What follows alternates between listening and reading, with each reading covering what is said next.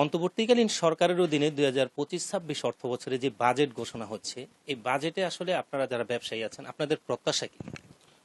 বিসমিল্লাহির রহমানির রহিম। আমাদের প্রত্যাশা হচ্ছে যে বর্তমান যে বাজেটের যে বিষয়টা, সরকার যদি আপনার কৃষি খাতে যদি বাজেটটা একটু বাড়ায় রাখে, তাহলে সেক্ষেত্রে দেখা যাবে যে আমাদের যে বর্তমান দ্রব্যমূল্যের যে বিষয়টা আছে সেক্ষেত্রে অনেকটাই কমে আসবে। আর আরেকটা সবচেয়ে গুরুত্বপূর্ণ বিষয় হচ্ছে আমাদের নারায়ণগঞ্জ ব্যবসায়ীদের পক্ষ থেকে আমি বলতেছি যে আমাদের নারায়ণগঞ্জে বর্তমানে একটা সবচেয়ে বড় সমস্যার মধ্যে একটা সমস্যা হচ্ছে যানজট। তো সেই খাতে দেখা যাচ্ছে যদি যানজটের পরিবহন সেক্টরে যদি তারা একটু নজর দেয় এবং এই যানজট মুক্ত করতে পারে, তাহলে আমার মনে হয় যে আমাদের নারায়ণগঞ্জবাসী প্লাস ব্যবসায়ী যারা আছে তাদের সবার জন্যই এটা অনেক একটা লাভজনক বিষয় হবে।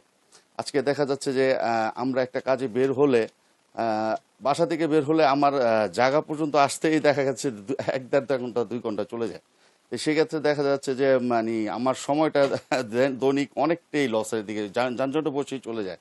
তো আমি বর্তমান অন্তর্বর্তী সরকারের কাছে দাবি করছি যে আমাদের এই দুইটা খাতে যদি তারা একটু গুরুত্ব দেয়, তাহলে আমার মনে হয় আমাদের ব্যবসায়ীদের জন্য সবার জন্যই ভালো হবে ইনশাআল্লাহ। ধন্যবাদ আপনাকে।